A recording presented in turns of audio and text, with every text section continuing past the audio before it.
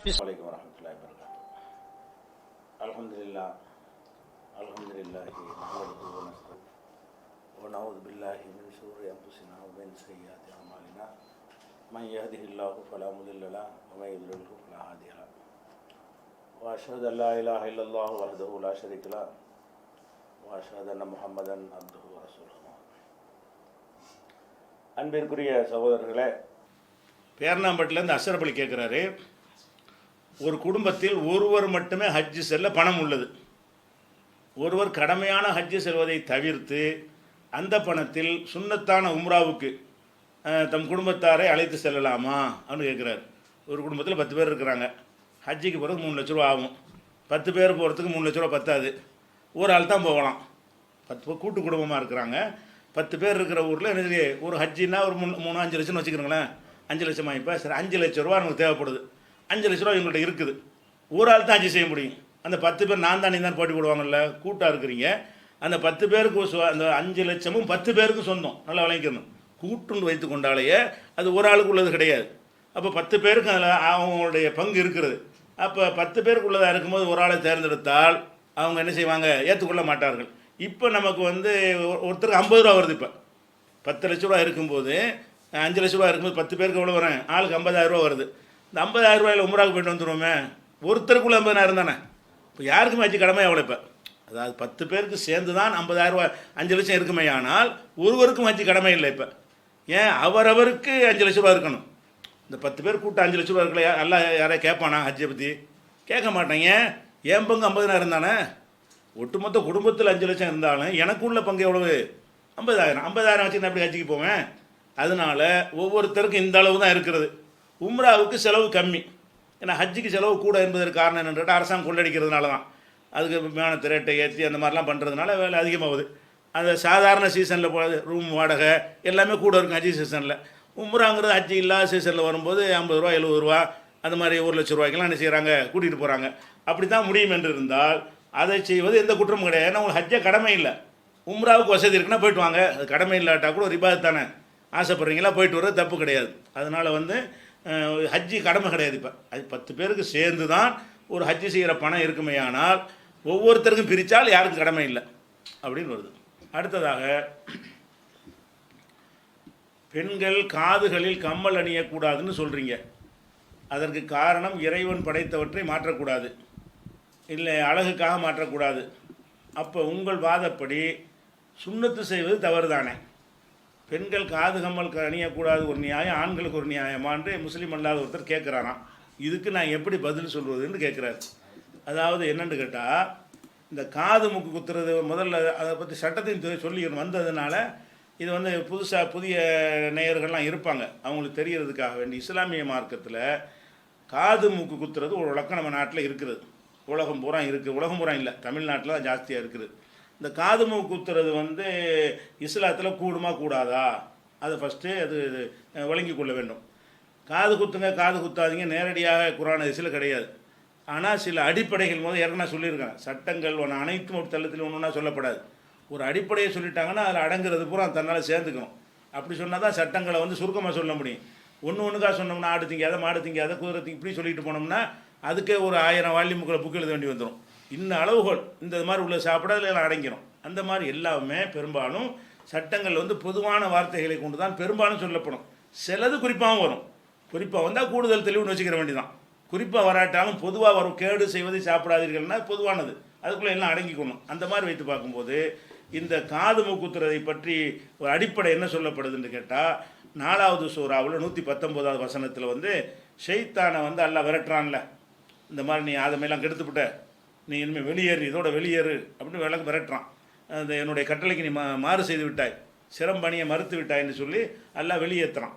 வெளியேற்றும் போது அல்லாட்டவன் கேட்குறான், இறைவா நான் வெளியேற்றுறேன், நான் போய்க்கிறேன், என்னை சீக்கிரம் மூத்தாக்கிறாத, எனக்கு ஒரு டைம் கொடு.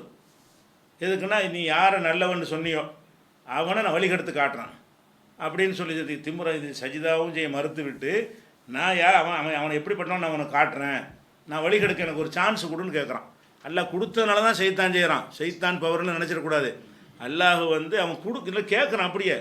அப்போ அல்லாஹ் என்ன செய்கிறான்னு கேட்டால், நீ வாக்குறுதி கொடுத்தாச்சு, எவ்வளோ நாளைக்குன்னா இலா யோமில் வக்தில் மாலும், அந்த அறியப்பட்ட நாள் இருக்குல்ல, அப்போ சூரில் இவனும் காலி ஆயிடுவான். அது வரைக்கும் அழிக்கப்படுற நாள் வரைக்கும் உனக்கு அவகாசம்னா என்ன அர்த்தம்? முதல் சூரில் இவன் அவுட் ஆயிடுவான், சைத்தான்லாம் போயிடுவான். அப்போ இவனை வந்து அது வரைக்கும் அல்லாஹ் என்ன செஞ்சான்னா அவகாசம் கொடுத்துறான். அல்லாட்ட கேட்குறான், அல்லாவே தான் கொடுக்குறான். எதுக்கு அந்த அவகாசம் கொடுக்குறான்னு கேட்டால், மனிதனை வந்து அந்த சோதனையில் அவன் ஜெயிச்சா தான் சொர்க்கமெல்லாம் கொடுக்க முடியும். ஒரு சிறந்த படைப்பை படைச்சிருக்கிறேன், நீ அவனை ஜெயிக்கிறியா இல்லையான்னு சொல்லி ஒரு எதிரியை அவனை எல்லாம் விரும்பித்தான் அனுப்பியிருக்கிறான். நீ அதை ஜெயிக்கணும். அவனை நான் படைத்த ஒருத்தன் உனக்கு எவ்வளோ செஞ்சுருக்கிறேன், எனக்கு எதிராக ஒருத்தன் தூண்டுறான், அதை நீ கேட்குறியா ஏன் சொல்ல கேட்குறியான்னு காட்டுவதற்காக வேண்டி அல்லாஹ் வந்து பர்மிஷனோட தான் அவனை அனுப்பி விட்ருக்குறான். அப்போ அல்லாட்ட அவன் சொல்கிறான், யார் சைத்தான் வந்து சொல்கிறான், இல்லை உலில் அன்னகும், நான் போய் என்ன செய்ய போகிறேன்னு கேட்டால் நான் வழிகெடுப்பேன் அவங்களையெல்லாம். உளவு மன்னி அன்னகும், நான் ஆசை வார்த்தை காட்டுவேன். ஆசை இல்லாத மனிதன் நான் கெடுக்கிறான், எல்லாமே ஆசை வார்த்தை தான். உள்ள ஆமுர் அன்னகும், நான் சில தவறான கட்டளைகள்லாம் உங்களுக்கு போடுவேன். என் சொல்ல கேட்டு கொலை பத்தி குன்ன ஆதானல் அண்ணாமி, கால்நடைகளுடைய காதுகளை எல்லாம் என்ன செய்வார்கள், அறுப்பார்கள். அந்தளவுக்கு ஆக்கிடும். கால்நடை பிடிச்சி காது அறுத்து விட்டு கை பார்த்துருக்கீங்கள, அந்த மாதிரிலாம் ஆக்க செஞ்சிருவேன், நான் தான் அதை செய்கிறேன். உள்ள ஆமுரன்னகும், மேலும் அவர்களுக்கு நான் உத்தரவு போடுவேன். பொலையு கையுருன்ன ஹல்கல்லா, நீ படைத்திருக்கிற அந்த கோலத்தை மாற்றி விடுவார்கள். நீ ஒரு கோலத்தில் படைச்சிருப்ப, அந்த வடிவத்தை என்ன செய்வார்கள், அவர்கள் மாற்றுவார்கள். மாற்றுவது யாருனால் நடக்குன்னு நான் சொல்லித்தான் நடக்குது அப்படிங்கிறான். நான் போய் என்ன உள்ளத்தில் ஒரு எண்ணத்தை போட்டு அவங்க ஹல்குல்லான்னு அல்லாஹ் படைத்த ஒரு அமைப்பு, என்னை இப்படி படைச்சிருக்கான்னு இருக்குன்னா இதையே மாற்றி விடுறது. உங்களை இப்படி படைச்சிருக்கான்னா அந்த கோலத்தை மாற்றுவது. எதன்படி மாற்றுறது? ஷைத்தான் தூண்டுதலால் மாற்றுவது. இப்படி நான் செய்வேன் அப்படின்னு சொல்லிட்டு, அப்போ அல்லாஹ் இதை சொல்லி இப்படி சொல்கிறான். இப்படி சொல்லி தான் அனுப்பி விட்ருக்காங்கண்ணே. ஒமை எத்தகதி ஷைத்தான வலியன் இந்துன்னு இல்லாத, யார் அல்லாஹ் விட்டுட்டு ஷைத்தான் நீங்கள் பொறுப்பாளரை ஏற்றுக்கிட்டீங்களோ இப்போ அது ஹசிர ஹுசரானு முபீனா, அவன் பெரிய நஷ்டம் அடைந்து விட்டான்ட்டு ஒரு எச்சரிக்கையும் சேர்த்து எல்லாம் சொல்லிடுறான். பாயிண்ட் என்னன்னு கேட்டால், அல்லாஹ் ஒரு விதமாக நம்மளை படைத்திருக்கும் போது அதை போய் மாற்றுவது, அது வந்து அது சைத்தான் வேலை. அப்போ நீங்கள் காதில் ஒரு ஓட்டை அல்லாஹ் போடலை, தேவைன்னா போட்டிருப்பான். மூக்கில் ஒரு பெண்களுக்கு என்னென்ன வேணுமோ அதெல்லாம் அல்லாஹ் கரெக்டாக படைச்சிட்டான். ஆண்கள்லாம் எப்படி இருக்கணுமோ அதெல்லாம் அழகாக படைச்சிவிட்டான். ஆண்களுக்கு என்ன இருக்குன்னு அல்லாஹ் முடிவு பண்ணானோ அது ஆண்களுக்கு அழகு, பெண்களுக்கு என்ன மாதிரி படைச்சிருக்கிறானோ அதுதான் பெண்களுக்கு அழகு. அப்படி இருக்கும் பொழுது இது பத்தலைங்கன்னு ஒரு ஓட்டை இருந்தால் தான் நல்லா இருக்கும், இங்கே 2-3 ஓட்டையை போடணும், அப்போ தான் அழகுன்னு நினச்சி நீங்கள் போடிங்கன்னா, அப்போ அல்லாஹ் வந்து படைப்பில் மிஸ்டேக் வச்சுனான்னு அர்த்தம்.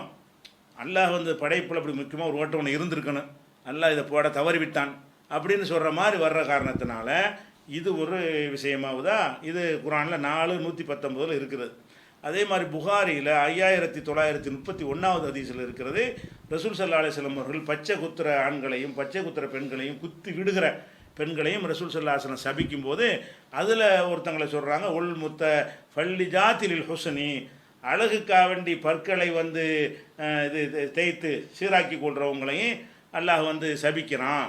அல் முகையிராத்தி ஹல்கல்லா, அல்லாஹ் படைத்த கோலத்தை மாற்றுறாங்களே, அல்லாஹ் அவங்களும் ஒரு கோலத்தில் படைச்சிரு பெண்களுக்கே வருது, இது பெண்களை சொல்லியே வருது. அந்த பெண்களை அல்லாஹ் சபிக்கிறான், அல்லாஹ் படைத்த கோலத்தை மாற்றுகிற பெண்களை சபிக்கிறான் என்று ரசூலுல்லாஹ் சொல்கிறாங்க. அப்போ அல்லாஹ் உங்களை ஒரு கோலத்தில் படைச்சிருக்கும் போது இது எதுக்கு தேவையெல்லாம் பண்ணுறீங்க? இன்னும் சொல்ல போனால் இது வந்து பிற்காலத்தில் இந்த நான் உண்டான ஒரு வழக்கம். அந்த இப்னு பத்தூத்தான்னு ஒருத்தர் உங்களுக்கு தெரியும், பழைய காலத்து பயணி, அது உலகம் பூரா போய் சுற்றி போனதில் இப்னு பத்தூத்தாண்டு ஒரு ஆள். அவர் உலகம் பூரா போய் உலக நாட்டு சரித்திரத்தை நான் எழுதுறார். இந்தியாவுக்கு வந்தார், எல்லாம் அது சொல்கிறார், இந்தியாவுக்குலாம் நான் போனேன், அங்கே எல்லாம் வந்துக்கிட்டு இந்த மாதிரி வந்து அந்த இந்துல உள்ள மக்கள் வந்து மூக்கு குத்து அதை செஞ்சுக்கிட்டு இருந்ததை பார்த்தேன்லாம் சொல்கிறாரு. அது அவங்களுடைய பழக்கம். இது வந்து நம்ம இஸ்லாத்துக்கு இதெல்லாம் என்ன இல்லை, சம்மந்தம் இல்லாத ஒரு விஷயம். அதே மாதிரி உலகத்தில் மேற்கு நாடுகளில் இது அழகு ஓட்டையாக போடுறாங்க, இப்படி ஓட்டை போட்டுட்டா இருக்காங்க. அமெரிக்காவில் எல்லாம் பெண்கள் அப்படியே நீங்கள் பார்க்குறீங்க. இல்லை, இதுதான் அழகுங்கிறது நீங்களாம் தப்பாக நினச்சிக்கிட்டு இப்படி அழகுன்னு நினைக்கிறீங்க. நெசமாக அழகாக இருந்தால் எல்லாரும் ஒரே மாதிரியே சிந்திச்சிருப்பாங்க. நீங்களாக ஒரு விஷயத்தை அழகுன்னு நினைத்து கொண்டு அது வேலையை செய்கிறீங்களே தவிர அது கிடையாது. அது போக அல்லாஹ் என்ன செய்கிறான்னு கேட்டால் 95 வசனத்தில் சொல்கிறான், அந்த ஹலக்கனல் இன்சான பி அஹ்சனி தக்வீம், மனுஷனை அழகிய வடிவத்தில் படைத்திருக்கிறோம். அவன் எப்படி படைச்சான் அது அழகிய வடிவம். அவன் அழகிய வடிவத்தில் படைச்சான்னு சொன்னால், இல்லை அழகு என்ன இதெல்லாம் போட தவறிட்டு என்ன அழகு, இங்கே 2 ஓட்டையை போட்டிருக்கணும், இங்கே 4 ஓட்டையை போட்டு விட்டா தானே அழகுன்னு சொல்லி என்ன அர்த்தம்? அப்போ அல்லாஹ் வந்து அழகாக படைக்கலையா? அவங்களுக்கு அழகுக்கு வேண்டிய அனைத்தையும் அல்லாஹ் தந்துட்டானே, அதுக்கப்புறம் எக்ஸ்ட்ரா இதெல்லாம் போட்டுட்டு தேவையில்லாதெல்லாம் செஞ்சுட்டு இருக்கிறீங்க அப்படிங்கிறது ஒன்று இருக்குது 95:4. அதே மாதிரி அல்லாஹ் வந்து தனக்கு ஒரு பெயரை சூட்டி கொள்கிறான். எப்படி சொல்கிறான்? அந்த விந்துவாக இருந்து தசை கட்டியா மாதிரி அப்படி எலும்பா மாதிரி அப்படி அந்த விஷயத்தை சொல்கிறான்ல, அந்த வசனத்தை சொல்லும் பொழுது உங்களை பூரணமான படைப்பை படைக்கணும்னு சொல்லிவிட்டு, இப்போ தபாரக்கல்லாஹு அஹ்சனுல் ஹாலிகீன், அல்லாஹ்வைய நான் வந்து எப்படிப்பட்டான்னா அஹ்சனுல் ஹாலிக்கின், படைப்பவர்களே மிக அழகான படைப்பவன். எல்லாம் நினைத்தே படைப்பாங்க, நான் எப்படி படைப்பானு கேட்டால் அழகிய படைப்பான். என்னைய மாதிரி ஒரு அழகான ஒன்றை அவனுக்கு படைக்க இயலாதுங்கிறான். அப்போ அல்லாஹ் ஒன்றை படைத்ததில் குறை காணுவது வந்தால் அது ஷைத்தான் வேலை அப்படிங்கிறது இந்த வசனத்திலிருந்து நம்ம என்ன செய்கிறோம், விளைவிக்கிறோம். இதே மாதிரி இலியாஸ் நபி அவர்கள் அந்த மக்களுக்கு பிரச்சனை செய்யும்போது, ஏப்போ அந்த சிலைகளை போய் கூப்பிடுறீங்க, அஹ்சனுல் ஹாலிக்கினை விட்டுட்டீங்களே, அழகான அழகிய படைப்பாளனை விட்டுவிட்டு எதுக்கு இதை வணங்குறீங்கன்னு இலியாஸ் நபி பிரச்சாரம் செய்ததாக 125 வசனத்தில் இருக்கிறது. அப்போ இதெல்லாம் வச்சு பார்க்கக்கூடிய நேரத்தில் இது நம்ம வந்து காது குத்துறது வந்து ரசூல்லா குத்துனதாகவோ, ஆயிஷா நாய் குத்தியதாகவோ, ஃபாத்திமா குத்தியதாகவோ, அரபு நாட்டில் இந்த சஹாபி பெண்லாம் காது குத்தியதாகவோன்னா அப்படி குத்தினார்கள் அப்படிங்கிற மாதிரிலாம் இல்லை. ஃபாத்திமா பிறந்த உடனே ரசூல்லா கூப்பிட்டு எல்லாரும் கூப்பிட்டு காது குத்து நடத்தினார்கள் அப்படின்லாம் அப்படி ஒன்றும் பார்க்க முடியலை. அதாவது ஜாஹிலியா காலத்தில் பிறந்தவங்கன்னு வச்சுக்கிடுவோம். பேத்திலாம் பிறந்திருக்கிறாங்கல்ல, அது ஃபாத்திமா பிறந்தது, ரசூல்லா பொம்பளை பிள்ளை பிறந்ததெல்லாம் இஸ்லாத்துக்கு முந்தி. ஜாஹிலியா காலத்தில் பிறந்துட்டாங்க, அதை தெரி விட்டுருவோம். ரசூல் ஸல்லல்லாஹு அலைஹி வஸல்லம் நபி ஆன பிறகு தானே உமாமா அந்த மாதிரி பேத்திகள்லாம் பிறக்கிறாங்க. உமாமா பிறந்தவொன்னே அதுக்கு காது குத்தினார் அப்படின்றதான் வருதானே, ஒன்றும் வரல. அது ஒரு நம்மளுடைய பழக்கம் ஜாஹிலியா காலத்தில் இருந்திருக்கு. ஆனால் இஸ்லாத்தில் வந்த பிறகு ரசூல்லா செஞ்சதாக ஒரு ஆதாரம் இல்லை. ஆனால் ஒரே ஒரு ஹதீஸ் ஒன்று காட்டுவாங்க, புகாரியில் ஒரு 10-15 இடத்துல வருது. 98வது உதாரணத்துக்கு 98வது ஹதீஸ் எடுத்துக்கிட்டிங்கன்னா அதில் வரும், பெருநாள் தினத்தில் ரசூல்லா வந்து என்ன செய்வாங்க, பிரச்சாரம் பண்ணுவாங்க, தர்மம் செய்யும்படி ஏவுவாங்க. ஏவணுன்னு என்ன செய்வாங்கன்னா, பெண்கள் பகுதி தனியாக போய் நீங்கள் எல்லாம் தான தர்மம் செய்யுங்க அப்படின்னு சொல்லுவாங்க. அப்போ பெண்கள் என்ன செய்வாங்கன்னா, அவங்களுடைய மோதிரத்தையும் காது வளையங்களையும் கலட்டி போடுவார்கள்னு ஒன்று வரும். காது வளையம்னா காது குத்தி தானே காது வளையம் போட்டிருப்பாங்க, அப்போ காது குத்தலாம் அப்படின்ட்டு. காதுக்கு மோதிரத்தான் பிரச்சனை இல்லை, மோதிரத்தை கழட்டி போடுறது இப்பவும் போடலாம், பிரச்சனை இல்லை. மோதிரத்தையும் போடுவாங்க, வேறு எதையும் போடுவாங்கன்னா காது வளையத்தையும் என்ன செய்வாங்க, கழட்டி போட்டார்கள்.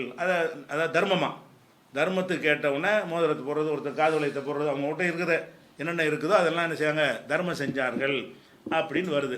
அப்போ இதை பிலால் வந்து துணியில் என்ன செய்கிறாரு, அதை எல்லாத்தையும் கலெக்ட் பண்ணுறாருன்னு வருது. இதை வச்சு என்ன செய்கிறாங்கன்ற ரசூல்லா காலத்தில் காது குத்தி தானே இருக்கிறாங்கன்னு சொல்கிறாங்க. இது காது குத்துறதுக்கு ஆதாரமாகாது. ஏற்கனவே குத்தி இருந்தார்களே ஆனால் அது அதை அங்கீகரிக்கிறாங்க. ரசூல்லாவுக்கு முன்னாடி காது குத்துனாங்கிறதுக்கு ஆதாரம் இல்லை. ஏற்கனவே ஜாகிலியா காலம் குத்தியாச்சு, குத்தக்கூடாதுன்னு தடையை வந்து குத்துனாலுக்கு குத்தான்னு சொல்ல முடியும். காது குத்தியாச்சு, குத்தாதண்டா குத்தியாச்சே, குத்துனா போட்டுட்டு போ. யார் ஏற்கனவே இந்த சட்டம் தெரியாமல் காது குத்தி இருக்கிறார்களோ அவர்கள் அந்த ஆபரணத்தை அணிந்து கொண்டால் குற்றமில்லை. இந்த அதிசயம் மறுக்க இயலாது. இதில் என்ன சட்டமோ அதை தான் சொல்லணும். இது காது குத்தலாம் என்பதற்கு ஆதாரம்னா ரசூல்லா முன்னிலையில் வைத்து ஒரு ஆள் காது குத்தணும், அதை ரசூல்லா பார்த்து அங்கீகரிக்கணும், அல்ல உத்தரவு போட்டிருக்கணும், அல்ல அவங்களே தன்னுடைய பிள்ளைகள் பேர பிள்ளைகளுக்கு ஏதாவது செஞ்சு இருக்கணும். இப்படி வராத வரைக்கும் காது குத்துறதுக்குரிய ஆதாரமாக இது அமையாது. ஆனால் எதுக்கு ஆதாரம் அமையும், ஏற்கனவே குத்தி இருந்தார்களே ஆனால் அந்த மாதிரி பயன்படுத்தி கொள்வதற்கு தப்பு இல்லை அப்படிங்கிறதுக்கு வரும். இது சட்டம். இப்போ நம்ம என்ன வசனத்தை வச்சு சொன்னோமோ அதான் கேள்வி. இப்போ ஏன்னா காது குத்துறன்னு கடன் தரக்கூடாதுங்கிறதுக்கு அது விளக்கியாச்சு. அவர் கேள்விக்கு ஒன்று வரல. அவர் என்ன கேட்குறாருன்னா, இந்த மாதிரி அல்லாவுடைய கோலத்தை மாற்றக்கூடாதுன்னா சொல்கிறீங்க, சுண்ணத்துங்கிறீங்க, அல்லா தான் படைச்சிருக்கான், நீங்கள் வெட்டுறிய. இந்த சாதாரண ஓட்டைக்கு இப்படி பேசுகிறீங்க, ஓட்டை போடுறதுக்கு காது மூக்கில் சின்னதாக என்ன செய்கிறாங்க, ஒரு குண்டு செலவுக்கு ஒரு சின்ன துவாரம் போடுறது வந்து அல்லாவுடைய படைப்பை மாற்றுறதுன்னு சொன்னால் சுண்ணத்து பண்ணுறதுங்கிற என்னது, அல்லாஹ் ஒரு மாதிரியாக படைச்சிருக்கான், அது இல்லாமல் பிறந்த பிறகு வெட்டுறீங்களா இல்லையா? அப்போ அது இந்த வசனத்துக்கு கட்டுப்படுத்தாதா அப்படிங்கிறது ஒன்று கேட்குறாங்க. இது ரெண்டு விஷயம். முஸ்லீம்கள் அடிப்படையில் பார்த்தோம்னா, இஸ்லாமிய அடிப்படையில் பார்த்தோம்னா, இது வந்து ரசூல் அனுமதிச்ச விஷயம். எந்த இறைவன் எங்களுக்கு வந்து அதை வந்து இப்போ மாற்றக்கூடாதுன்னு சொல்லுகிறானோ அந்த இறைவன் சொல்கிறான், இந்த வெட்டுறது என்பது சைத்தான் வேலை இல்லை, இப்ராஹிம் நபிக்கு வஹி மூலமாக வந்த வேலை. இந்த ஆர்டர் வந்து சைத்தான் உங்களுக்கு சொல்லவில்லை, இப்ராஹிம் நபி மூலமாக வந்த. அப்புறம் அவங்க தான் அவங்களுக்கு தான் அந்த சட்டம் கொடுக்கப்படுது. அதுதான் தொடர்ச்சியாக அரபுகள் வரைக்கும் அது வந்தது. அப்போ இப்ராஹிம் நபிக்கு அல்லாவே சொல்லிட்டாங்கும் போது நம்ம எதனால காது குத்த வேணாங்கிறோம், அல்லாஹ் தடுத்துருக்கிறதுனால, எதனால சுண்ணத்து பண்ணலாங்கிறோம், அல்லாஹ் அதுக்கு அனுமதி கொடுத்த விதிவிலக்கு. இந்த சிதைக்கிறது என்பது வந்து அல்லாஹ் வந்து என்ன செய்கிறான், அது அனுமதியும் கொடுக்குறான். அதில் இப்போ அழகுக்கு அது செய்கிறாங்க. இது அழகுக்கு செய்கிறது தான் இதெல்லாம், இந்த விஷயங்கள் எல்லாம் அது அழகுக்கு செய்கிறது கிடையாது. அப்போ ரசூல் ஸல்லல்லாஹு அலைஹி வஸல்லம் வந்து என்ன செஞ்சிட்டாங்க, அதை நமக்கு அனுமதிச்சிட்டாங்க. அனுமதிச்ச மட்டும் வற்புறுத்துறாங்க, வலியுறுத்துறாங்க. இப்ராஹிமுடைய சுண்ணத்து என்று என்ன செய்கிறாங்க, அவங்களும் வலியுறுத்துகிறாங்க. அவங்க பேர பிள்ளைகளுக்கெல்லாம் சுண்ணத்து செய்கிறாங்க. ஒட்டுமொத்த உம்மத்துகளுக்கு அதை சுண்ணத்தாக ஆக்கி விட்டுருக்குறாங்க. அப்படி போட விஷயம். அதனால இஸ்லாமிய வட்டத்தில் இருந்து பார்த்தோம்னு சொன்னால் இதுக்கு வந்து இந்த பதில் நமக்கு போதும். அதுக்கு தடை இருக்குது, இதுக்கு அனுமதி இருக்குது. இறைவன் தடுத்தா நாங்கள் தடுத்துக்கிறோம், அனுமதிச்சா நாங்கள் செய்வோம். இதில் கொஸ்டின் அல்லாவுடைய போய் எதிர்கேள்வி கேட்க முடியுமா எங்களுக்கு? அப்படிங்கிறது. மற்றவர்கள் கேட்டார்கள்னு சொன்னால் அப்போ நல்லது கெட்டது இப்படிலாம் பேசணும். அவங்கள்ட்ட பேசுகிறாந்தா இந்த சுண்ணத்து பண்ணுற எடுக்கிறோம்ல, இந்த எடுக்கிறது நல்லதாக கெட்டதாக அதை பேசுவோம்பா. அப்போ கருவறையில் இருக்கிற வரைக்கும் அந்த சுண்ணத்து பண்ணாத ஒரு நிலையில் இருந்தால் தான் அந்த குழந்தைக்கு ஆரோக்கியம். ஏன்னு கேட்டால் அந்த அந்த அந்த உறுப்பு வழியாக நிறைய கிருமிகள்லாம் உள்ளே போயிடும். மென்மையான ஒரு உறுப்பாக இருக்கிறதுனால அது மூடியே இருப்பது தான் அது குழந்தைக்கு சேஃப்டி. இல்லைன்னு சொன்னால் அந்த கருவறைக்குள்ளே பலவிதமான பொருள்கள்லாம் இருக்கும், அதிலே தான் ஊறிக்கிட்டு இருக்கும். ஒரு திரவங்கள்லாம் அது சுத்தமான திரவம்லாம் சொல்ல இயலாது. அந்த திரவத்துக்குள்ளே அந்த குழந்தை ஊறிக்கிட்டு இருக்கும் பொழுது அப்போ எல்லாம் என்ன செய்கிறான்னு, அதனால தான் வாய் வழி அவ்வளோ உணவு கொடுக்காம இப்படி கொடுக்குறான். அந்த குழந்தைக்கு தேவையானதில் எங்கேருந்து கொடுக்குறான்? தொப்புள் கொடி வழியாக வந்தோன்னா இருக்கிறோம். அது வரைக்கும் தொப்புள் கொடி வழியாகத்தான் அந்த தாய் கருவறையிலேருந்து என்ன செய்கிறது, தேவையானதெல்லாம் எடுத்துக்கொள்கிறது. அப்போ அதையெல்லாம் எல்லாம் வந்து என்ன செய்கிறான்னா மூடி தான் வைக்கிறான். அந்த வகையில் பார்க்கும் பொழுது இந்த சுண்ணத்து பண்ணாமல் உள்ளே இருக்கிறது தான் அந்த குழந்தைக்கு சேஃப்டி. விளங்குதா? வெளியே வந்த பிறகு எது நல்லது என்று கேட்டால் அதை சுண்ணத்து பண்ணுறது தான் சேஃப்டி. ரெண்டையும் செஞ்சு பார்த்தீங்கன்னா இன்றைக்கி மருத்துவர்கள்னு சொல்கிறாங்க, குழந்தை பிறந்தவுடனே அமெரிக்காவெல்லாம் சுண்ணத்து பண்ணி விட்றாங்க, எந்த மதமாக இருந்தாலும் அதை நம்ம பார்க்குறோம். அப்போ இங்கே கூட டாக்டர்லாம் அந்த மாதிரி என்ன செய்கிறாங்க, ரெக்கமெண்ட் பண்ணுறாங்க. இங்கே கூட டாக்டர்லாம் சுண்ணத்து பண்ணிடுவோமா நல்லது அப்படின்னு கேட்குறாங்க.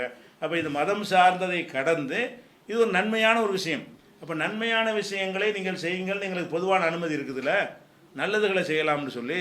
அப்போ இப்போ என்ன, நன்மையான காரியத்திற்காக வேண்டி ஒரு செயலை செய்தால் உறுப்பை மாற்றினார்கள்னு வராது. இப்போ ஆப்ரேஷன் பண்ணுறான், அது கூட உறுப்பை மாற்றுறது தான். அறுக்கிறான், நல்லா இருக்கிற கையை போட்டு, நல்லா இருக்கிற வயிற்றை போட்டு அறுக்கிறான்னு சொல்ல முடியுமா? அறுக்கிறான். எதுக்கு அறுக்கிறான்? ஒரு தேவைக்கு அறுக்கிறான். அல்லாஹ்வுடைய படைப்பை மாற்றி விட்டார்கள்னு அதை சொல்ல மாட்டோம். வயிற்று அறுத்து ஆப்ரேஷன், ஒரு கட்டி இருக்குது வயிற்றுக்குள்ளே, அதை அறுத்து தான் அந்த கட்டியை வெளியே எடுக்க வேண்டியிருக்கிறது. இப்போ நம்ம என்ன செய்யக்கூடாது, இங்கே ஒரு அல்லாஹ்வுடைய படைப்பை மாற்றுறாங்க, அல்லாஹ் வந்து அறுக்காமல் வச்சுருந்தா இவன் அறுத்துட்டான்னு சொல்லுவீங்களா? அதெல்லாம் என்னது, தேவைக்கு செய்கிற விஷயங்கள், அவசியத்துக்கு செய்கிற விஷயங்களாக இருந்தால் இந்த மாற்றினார்கள்ங்கிற கணக்கில் வரவே வராது. இந்த காதிலே ஒரு ஓட்டை போடுறது மருத்துவ ரீதியாக ஒரு ஆளுக்கு தேவைப்படுது. உதாரணத்துக்கு இந்த இடத்துல ஒரு ஓட்டையை போட்டால் தான் உனக்கு சரியாக வரும், இங்கே மூக்கு அடப்பாக இருக்குது, இங்கன்னு ஒரு ஓட்டையை போட்டால் தான், உதாரணத்துக்காக சொல்கிறேன். இப்படி ஒரு டாக்டர் சொல்கிறான்னு வைங்க, மருத்துவ ரீதியாக ஒரு காரணமாக கொண்டு போட்டுவோங்க, அது அல்லாஹ்வுடைய கோலத்தை மாற்றுறதுல வராது. தேவைக்கு செய்கிறது, அவசியத்துக்கு செய்கிறதுங்கிறது வேறு, தேவையில்லாமல் போட்டு செய்கிறது என்பது வேறு. இவர் அவசியம் இல்லாமல் செஞ்சீங்கன்னா தான் அது குற்றமாகும். அதனால் சுண்ணத்தோடு போய் என்ன செய்யக்கூடாது, இதை கம்பேர் பண்ணக்கூடாது. அது ஒரு விஷயம். திருக்குர்ஆன் தமிழாக்கம் மூளை பி ஜைனுல் ஆபிதீன். புனித குர்ஆன் அருளப்பட்ட வரலாறு, அது தொகுக்கப்பட்ட வரலாறு, அது இறைவனால் தான் அருளப்பட்டது என்பதற்கான அடுக்கடுக்கான சான்றுகள், அனைவரும் புரிந்து கொள்ளும் வகையிலான எளிய தமிழ்நடை, உயர்தரமான காகிதம் மற்றும் பைண்டிங், 1856 பக்கங்களை கொண்ட 16வது பதிப்பு, விலை ரூபாய் 450 மட்டுமே. மற்றும் 100க்கும் மேற்பட்ட தலைப்புகளில் சகோதரர் பிஜே அவர்கள் எழுதிய இஸ்லாமிய அறிவை மேலோங்க செய்யும் புத்தகங்கள் என அனைத்தும் கிடைக்கும் இடம் மூன் பப்ளிகேஷன், 83/3 மூர்த்தெரு, முதல் மாடி, மண்ணடி, சென்னை 1. தொடர்புக்கு 9442276341. அஸ்ஸலாமு அலைக்கும் வரஹ்மத்துல்லாஹி வபரகாத்துஹு. வல்ல ரஹ்மானின் மாபெரும் கிருபையால் தஞ்சை மாவட்டம் அதிராம்பட்டினத்தில் இயங்கி வரும் அல் ஹிதாயா மகளிர் இஸ்லாமிய கல்லூரி இஸ்லாத்தை தூய வடிவில் அறிந்து கொள்ள விரும்பும் மகளிருக்காக 1 வருட ஆலிமா பட்டக்கல்வி, வெளியூர் மாணவிகளுக்கு தங்கி பயில பாதுகாப்பான ஹாஸ்டல் வசதி, தீனுல் இஸ்லாத்தை ஏற்ற மகளிருக்கு 3 மாத தீனியாத் என்னும் அடிப்படை கல்வி இலவசம். புதிய மாணவிகளுக்கான சேர்க்கை துவங்கிவிட்டது. மார்க்கம் பயில விரும்பும் மாணவிகள் உடனே முன்பதிவு செய்யுங்கள். தொடர்புக்கு 6381664744, 8015379211, 8637623634. அடுத்தது என்ன கேட்குறாருன்னா, முகமது அர்ஷது கோயம்புத்தூர்லேருந்து கேட்குறாரு. என்ன கேட்குறாருன்னா, நல்ல சக்தி இருக்கிறது என்று சொன்னால் தீய சக்தியும் இருக்கும் தானே, அதனால் பேய் இருக்கு என்று சொல்கிறார்கள். அதாவது என்ன, பேய்க்கு ஆதாரம் என்னன்னு கேட்டால், நல்லதுன்னு ஒன்று தான் கெட்டது இருக்குமா இல்லையா? நல்ல சக்தின்னு ஒன்று இருக்குன்னா என்ன இருக்கும், கெட்ட சக்தின்னு ஒன்று இருக்கும். அதனால் பேய் இருக்கத்தானே செய்யுன்னு சொல்லி பேய் இருக்குங்கிறது சொல்கிறார். பேய் இருக்குதுங்கிறதா நம்ம லாஜிக் படி சரியாக வருதுன்னு கேட்குறாரு. அப்போ பேய் இருக்குதாங்கிறத பற்றி நம்ம நிறைய விவரங்களாக பல வீடியோக்கள் பேசியிருக்கிறோம், தனி புஸ்தகம் எழுதியிருக்கிறோம். பேய் பிசாசு உண்டா அப்படிங்கிற தலைப்பில் ஒரு புஸ்தகமே எழுதியிருக்கிறோம். அந்த புஸ்தகத்தை நீங்கள் ஆன்லைனில் போய் என்ன செய்யலாம், டவுன்லோட் பண்ணிக்கலாம், அதை இப்படி பார்க்கவும் செய்யலாம். அதில் முழு புத்தகம் என்ன செய்யலாம், ஆன்லைன்.pj.in அதில் போய் பேய் பிசாசு உண்டான்னு சர்ச்சுன்ற பகுதியில் போய் தேடுனீங்கன்னா அந்த இதை காட்டிடும். அதில் நூல்கள்ங்கிற ஆப்ஷனில் போய் கீழே போனீங்கன்னா தமிழ் நூல்கள், இங்கிலீஷ் நூல்கள், உருது நூல்கள்னு ஆப்ஷன் இருக்கும். தமிழ் நூலை கிளிக் பண்ணிங்கன்னா அது லிஸ்ட்டில் அப்படி வரிசையாக வரும்போது பேய் பிசாசு உண்டாங்கிற புஸ்தகம் இருக்கும். ஆன்லைனில் என்ன செய்யலாம், நீங்கள் படிச்சுக்கலாம் கூடுதல் விவரத்துக்கு. ஆனால் சுருக்கமாக சொல்வதாக இருந்தால் பேய் பிசாசை பற்றி சொல்கிறதுக்கு எல்லாம் என்ன செய்கிறான்னு கேட்டால், பேய் பிசாசுன்னு ஒரு இவங்க எதை பேய் பிசாசுங்கிறாங்க அதை வழங்கணும். பேய் பிசாசுன்னு ஒரு தனி படைப்பை சொல்கிறாங்களா, அப்படி ஒரு தனி ஒரு படைப்பு இருப்பதாக யாரும் சொல்லவே இல்லை. பேய் பிசாசுங்கிறவங்களும் எதை சொல்கிறாங்கன்னா, செத்து போனோம் ஆவியாக வர்றான், அதான் பேய் பிசாசு. ஒருத்தனை சாவாட்டி பேயே இருக்காது. பேய் அவங்க கான்செப்ட் பிரகாரம் பேயின்றா என்னன்னு கேட்டால், ஒருத்தன் செத்துட்டான்னு சொன்னால் அந்த ஆவி என்ன செய்யும், சுற்றிக்கிட்டே வரும். அது நிறைவடையாது, மனசு நிறையாமல் என்ன செய்யும், அது பல இயக்கங்கள் பல கவலைகளோடு போய் செத்து போயிருக்கும். அப்போ சுற்றிக்கிட்டே வருமா. ஏதாவது ஒரு நல்ல ஒரு ஆள் கிடைச்சா டக்குனு போய் உட்காந்துக்கிட்டு அனுபவிக்க வேண்டியெல்லாம் அதை அனுபவிச்சிருங்கிறது தான் பேயுடைய கான்செப்ட். பேய்க்கு சொல்லக்கூடிய தத்துவம் என்னது, இதுதான் இறந்து போனவர்களுடைய ஆவிகள் தான் வருகிறதுங்கிறது. அப்போ நம்ம எதை முடிவுன்னு பேயை தனியாக வச்சுருவோம். இறந்து போன ஆவியை பற்றி இஸ்லாம் என்ன சொல்லுது, அது தீர்வு வந்துருச்சா. சுற்றிக்கிட்டு இருக்கும்னு சொல்லிக்கிட்டீங்கன்னா பேய் இருக்கணும்னா சொல்லிட்டு போங்க. சுற்றிக்கிட்டுலாம் இருக்காது அப்படின்னு மார்க்கத்தில் இருந்தால் அப்போ என்ன இல்லை, பேய் இல்லை. அல்லாஹ் என்ன சொல்கிறான்டா, உயிர்களை பற்றி சொல்லும் பொழுது 39வது சூறாவோட 42வது வசனத்தில் சொல்கிறான், அல்லாஹு எத்தவஃபல் அம்புசஹீன மௌத்திகா உள்ளத்தி லம் தபுத் ஃபி மனாமியா. அல்லாஹ் எல்லா உயிர்களையும் மரணிக்கிற நேரத்தில் தன் கைப்பிடியில் எடுத்துக்கொள்கிறான். இப்போ நான் மூத்தா போகிறேன்னு சொன்னால் என்னுடைய உயிர் அவன் பிடியில் இருக்குது. சரியா. அல்லாஹ் எல்லா தூங்குகிற உயிரை மட்டும் விடுற இடத்துல விட்டுடுறானா, இறந்து போன உயிரை எல்லாம் தன் கைப்பிடியில் வைத்துக் கொள்கிறான் என்று இல்லை அஜலின் முசம்மா ஒரு குறிப்பிட்ட காலம் வரைக்கும் என்ன செய்கிறான், தூங்குற ஆள்களை விட்டுவிட்டு மற்ற உயிரெல்லாம் அல்ல கைப்பற்றிக்கிறான்ங்கிறான். அப்போ அல்லாஹ் ஒன்றை கைப்பற்றி விட்டான் என்று சொன்னால் அவன் பிடிக்குள் அது இருக்குன்னு அர்த்தம். அப்போ அல்லாவுடைய பிடியில் தப்பி சுற்றிக்கிட்டு இருப்பார் அவர். அவன் நீங்கள் இருக்கக்கூடாதுன்னு பிடிச்சிருக்கிறான். அல்லாஹ் எதுக்கு அவனை தூக்கிட்டு போயிருக்கிறான், உன் கதை இனிமேல் டைம் முடிஞ்சிருச்சு, இந்த பூமிக்கு உனக்கு கிடையாது அப்படின்னு அவன் தூக்கிட்டு போவானா, அவர் அதை மீனிங் வந்துடுவார்னா என்ன அர்த்தம். அப்போ அல்லாஹ் ஒழுங்காக பிடிக்கலையா, அப்போ அல்லாவுடைய பிடி அவ்வளோ பலவீனமான பிடியா. அப்போ அல்லாஹ் நான் கைப்பற்றி கொள்கிறேங்கிறான். கையில் போய் பிடிக்கிற அர்த்தம் கிடையாது, அவனை மீறி வர முடியாது. எல்லா உயிர்களையும் தன் கட்டுப்பாட்டுக்குள்ளே என்ன செய்கிறான், எடுத்துக்கொள்கிறான். உயிர் அல்லாவின் கட்டுப்பாடு. இங்கே சுதந்திர உலகம் இங்கே தான். உங்களுக்கு சுதந்திரம்லாம் இங்கே தான். நினச்சா போங்க, என்னொன்னாலும் செய்யுங்க, திருட கூட போங்க, எல்லாம் ஒன்றும் செய்ய மாட்டான், அங்கே பிடிச்சிக்கிடுவான். கொலை கூட செய்ய போங்க, உங்களுக்கு கைப்பிடி தடுக்க மாட்டான்ல. சரி கூடாதுன்னு அறிவுரை சொல்லப்படுமே தவிர நீ கொலை செய்யாது நல்ல கை வனையாக பிடிக்க செய்கிறான், பிடிக்க மாட்டான். அப்போ என்ன பிரச்சனைன்னு கேட்டால், உலகத்தில் இருக்கும்போது கொடுத்த சுதந்திரம் இப்போ இல்லைன்னு அர்த்தம். இதுக்கு அர்த்தம் பிடிச்சிட்டானே என்ன அர்த்தம், உங்கள் இஷ்டமெல்லாம் கிடையாது, அவன் கண்ட்ரோல் தான் அப்படிங்கிறது அந்த குர்ஆன் வசனத்திலேருந்து 39:42 இருக்குது. அதே மாதிரி புகாரியில் ரசூல் ஸல்லல்லாஹு அலைஹி வஸல்லம் ஒரு துவா செய்வாங்க அடிக்கடி, 6320. அதில் தூங்கும்போது செய்கிற துவா, பிஸ்மிக்க ரப்பி வலவுத்து ஜம்பி ஒபிக்கு அர்ஃபோகு, இறைவா உன் பெயரால் நான் என்னுடைய உடம்பை சாய்ச்சிட்டேன், அது உன் பெயரால் தான் நான் உயர்த்தும், அதை எந்திரிப்பேன். நம்சத்த நப்சி ஃபர்ஹம்ஹா, நீ என்னுடைய நப்சை நீ கைப்பற்றி கொண்டாயானால் அதுக்கு அருள் செய். என் உயிரை கைப்பற்றி கொண்டால் அவன் அம்சக்கண்டா பிடித்து கொள்வது, நீ பிடித்து எடுத்துக்கொண்டாயானால் நீ ரஹமத் செய்யின்னு கேட்குறாங்க. அப்போ என்ன அர்த்தம், மௌத்துன்னா அவங்க கைக்கு போகிறதுன்னு அர்த்தம்.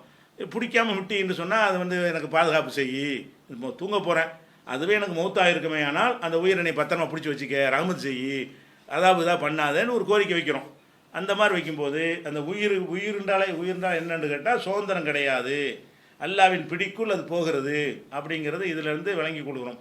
அதே மாதிரி ஒருத்தர் மரணத்தை பற்றி அல்லாஹ் சொல்லும்போது 23வது சூறாவில் 100வது வசனத்தில் சொல்கிறான், அதாவது அத்தா இதாஜா அஹதமுல் மௌத், அவர்களில் ஒருத்தருக்கு மௌத்து வரும்போது சொல்லுகிறான், கால ரப்பிரிஜி ஊன், இறைவா என்னை கொஞ்சம் திருப்பி அனுப்பு. மரணம் வரும்போது எல்லா பேரும் சக்கராத்தில் சொல்லுவானா, முஸ்லீம் அல்லாதவன் எல்லாரும் என்ன செய்வான், ரப்பி. இதெல்லாம் நமக்கு வழங்காது, அல்லாஹ் சொல்கிற வச்சு சொல்கிறோமே தவிர அது மாணவர்களுக்கு அவனுக்கு நடக்கிற உரையாடல் அல்லாவுக்கு அந்த வேறு உலகம் அது சக்கராத்துக்கு வந்த உடனே. அப்போ சொல்லுவானா, ரப்பிரிஜி ஊன், இறைவா என்னை கொஞ்சம் திருப்பி அனுப்பு அப்படின்னு கேட்பானா. எதுக்கு திருப்பி அனுப்புன்னா, அல்லி ஆமலு சாலிஹன் ஃபீமா தரக்து, நான் விட்டுட்டு வந்த நல்லறங்கெல்லாம் இப்போ செஞ்சுட்டு வந்துடுறேன், நான் நிறைய தப்புலாம் செஞ்சுட்டேன், எனக்கு கொஞ்சம் டயம் கொடுத்தீங்கன்னா போய் ஒரே தொழுகை பார்த்து மூழ்கி கிடந்துட்டு வர்றேன் இப்படின்னு டயம் கேட்பானா. அப்போ தான் தெரிஞ்சுட்டான் எல்லாம், சொர்க்கம் நரகம் அப்படின்லாம் சந்தேகப்பட்டதெல்லாம் போயிடுச்சு, இப்பெல்லாம் தெரிஞ்சு போச்சு அப்படின்றவுடனே. அப்போ அல்லாஹ் என்ன செய்வான்னா, கல்லா இன்னஹா களிமத்துன், இது வெறும் வார்த்தைடா, இது சரி நடக்காது. ஒமின் வராயும் பருசகும் இலாயோம் யுபாசூன், இவர்கள் திரும்ப எழுப்பப்படுற வரைக்கும் ஒரு பருசக திரை போட்டு விட்டோம். உயிரை எடுத்தவுடனே அல்லாஹ் பருசகுன்னா கண்ணுக்கு தெரியாத திரை, பருசகு இருக்காது. ஒரு உயிரை நம்ம கைப்பற்றிட்டான்னு சொன்னால் அதுக்கு இந்த உலகத்துக்கு மத்தியில் உங்களுக்கு எனக்கெல்லாம் தெரியாது, ஆனால் ஒரு திரை போட்டுருவோம். அதுக்கு பயன்படுத்துகிற வார்த்தை என்னென்னா பருசகு. பர்சக்னா என்ன? வேற ஒரு இடத்துல அல்ல பர்சங்கிற வார்த்தையை பயன்படுத்துகிறான். இது கடல்கள், 2 கடல்கள் ஒன்றோடு ஒன்று சந்திக்கின்றன, 2க்கும் இடையில் ஒரு பர்சக் இருக்கிறது. அதனால் இது அதில் போய் சேராது, அது இதில் போய் சேராதுங்கிறான். இல்லை, இன்றைக்கி 2 கடல்கள் சங்கமிக்கிறத பார்க்குறீங்க, சேரவே செய்யாது. 2 கடல் ஒன்றா சேர்ந்துருக்கு, ஒன்றோடு ஒன்று கலந்துராது. ஏதாவது தடுப்பு இருக்கான்னு குறைஞ்சி பார்த்தா ஒன்றுமே இருக்காது.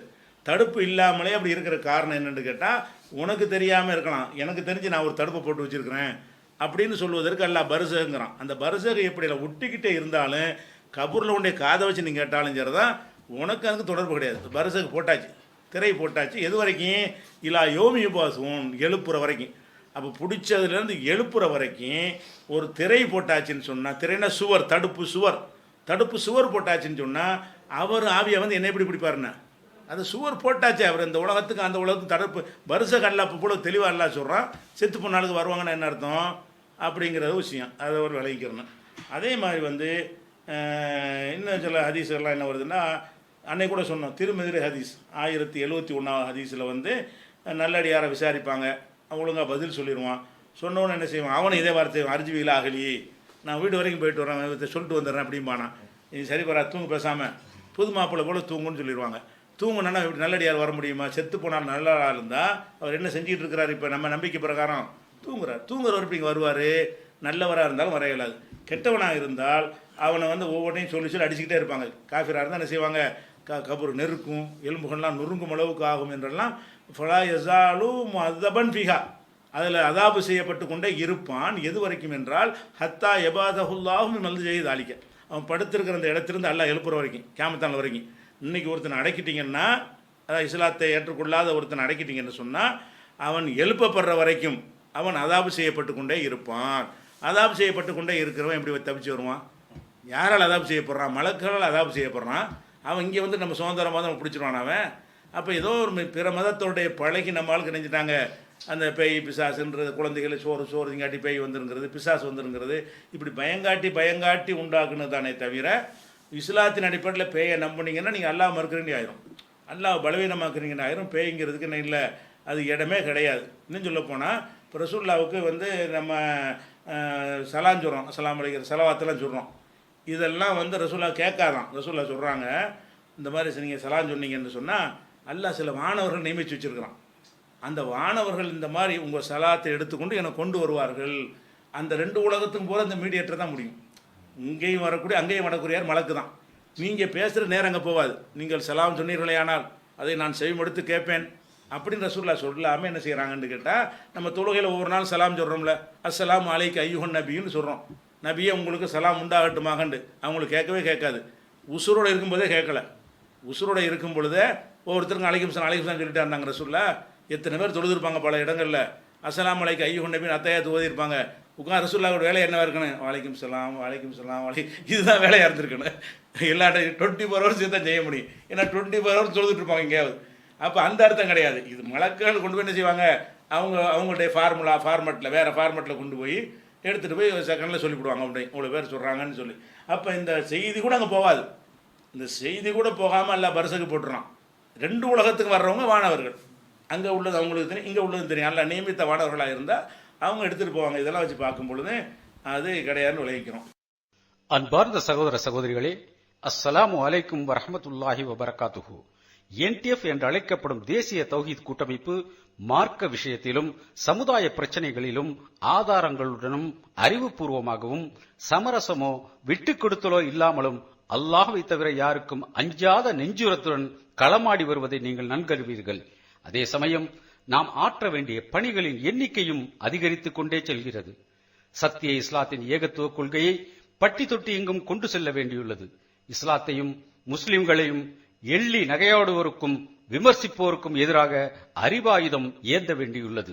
இஸ்லாத்தை அதன் தூய்மையான வடிவில் முஸ்லிம் அல்லாதோருக்கு எத்தி வைக்கும் தாவா பணியை வீரியமாக முன்னெடுக்க வேண்டியுள்ளது. இஸ்லாத்தை தங்கள் வாழ்வியல் நெறியாக ஏற்றுக்கொண்டு நம்மை நாடி வருவோருக்கு ஆற்ற வேண்டிய கடமைகள் நிறைய உண்டு. வாழ்வாதாரம் இழந்து வயிற்று பிழைப்பிற்காகவும் மருத்துவ செலவுகளுக்காகவும் நம்மிடம் முறையிட்டு வரும் உறவுகளுக்கு உதவிக்கரம் நீட்டும் பொறுப்பும் நம்மை சூழ்ந்துள்ளது. சமுதாய மக்களுக்கு இதுபோன்ற இன்னும் ஏராளமான தேவைகளும் அதற்கு NTF ஆற்ற வேண்டிய சேவைகளும் நாளுக்கு நாள் அதிகரித்துக் கொண்டே இருக்கின்றது.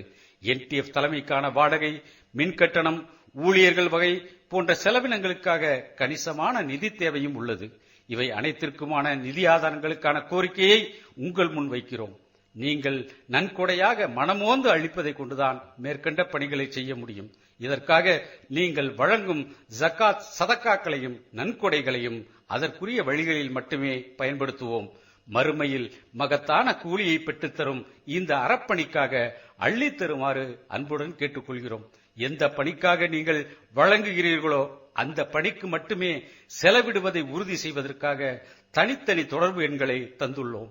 நீங்கள் வழங்கும் நன்கொடை வகை என்றால் 9962041110 என்ற வாட்ஸ்அப் எண்ணுக்கும், நீங்கள் வழங்குவது ஜகாத் மற்றும் சதக்கா வகையாக இருந்தால் 6374788501 என்ற வாட்ஸ்அப் எண்ணுக்கும், இஸ்லாத்தை தழுவியோருக்கான தாவா சென்டர் வகை என்றால் 9003221162 என்ற வாட்ஸ்அப் எண்ணுக்கும் தகவல் தெரிவித்து அந்த வகைக்கான ரசீதை பெற்றுக் கொள்ளலாம்.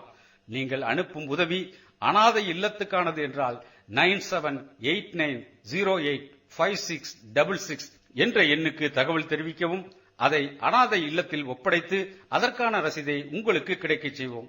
எல்லாம் அல்லாஹ் நம் அனைவருக்கும் இம்மையிலும் மறுமையிலும் நன்மையை வாரி வழங்குவானாக என்று பிரார்த்தித்தவனாக.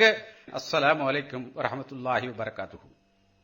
அடுத்ததாக இந்த கடைநல்லூர் மசூதுங்கிறவர் கேட்குறாரு, சாதாரணமாக வாந்தி எடுத்தால் நோன்பு முறியாது, வேண்டுமென்றே நாம எடுத்தால் தான் நோன்பு முறியும் என்ற ஹதீஸின் உண்மைத்தன்மை என்ன? சரியான ஹதீஸாக இருக்கும்போது வாந்தி வராமல் இருந்து குமட்டி கொண்டிருக்கும் போது அதனை கை வைத்து எடுத்தால் நோன்பு முறியுமான்னு கேட்குறாங்க. அதாவது முதல் விஷயம், வாந்தி எடுத்தால் நோன்பு முறியுமா அப்படிங்கிற வச்சு பார்த்தீங்கன்னா, வாந்தி எடுத்தால் நோன்பு முறியும் என்கிற கருத்தில் ஹதீஸ் இருக்குது. ரசூல் ஸல்லல்லாஹு அலைஹி வஸல்லம் வாந்தி எடுத்தார்கள், காஃப் அஃப்தர, நோன்பு எடுத்து நோன்பு விட்டார்கள் இருக்கு. அது நோன்பு முறியுங்கிற அர்த்தத்தில் வரவே இல்லை. முதல்ல வாந்தி எடுத்து டயர்டானவன்னு இன்றைக்கி நோன்பு வைக்க வேணான்னு நபிலான சொன்னத்தான் நோன்பு வச்சுருந்தாங்கன்னா, வாந்தி வந்துருச்சுன்னா வீக் ஆயிடுவாங்க. வாந்தி வந்துருச்சு மரணத்துக்கு நம்ம சாப்பிட்ருவோம், எல்லாம் உள்ளெல்லாம் வந்துருச்சுல அப்படின்னு சொல்லி நோன்பு முறிந்ததுன்னு கூட அந்த ஹதீஸில் வரல. வாந்தி எடுத்தார்கள், ஃபாஃப்தர, உடனே நோன்பை விட்டு விட்டார்கள். அவங்க தான் விட்டுருக்குறாங்க. அஃப்தரன்னு அவங்களா விட்டாங்கன்னு அர்த்தம். அப்போ நம்மளுக்கு அந்த வாந்தி வந்துருச்சுன்னு சொன்னால், பலவீனம் அடைஞ்சிட்டோம் என்று சொன்னால் நம்மளுக்கு நோன்பு கண்டினியூ பண்ண முடியாது. என்ன, வாந்திங்கிறது உணவு வந்தது ஒன்று, அந்த வாந்தி வர்றதுக்குன்னே ஒரு பலவீனம் கூடுதலாக இருக்கும். கொஞ்சத்தை எடுத்தால் கூட அதுவே நம்மளை தள்ளணும். அந்த மாதிரி ஒரு பலவீனம் வரும் பொழுது ஒரு நோன்பை தாக்கு பிடிக்க முடியாதுன்னு நினைத்தாரையானால் அவர் நோன்பை விட்டுடலாமே தவிர முடியும்னா இழுக்கலாம்.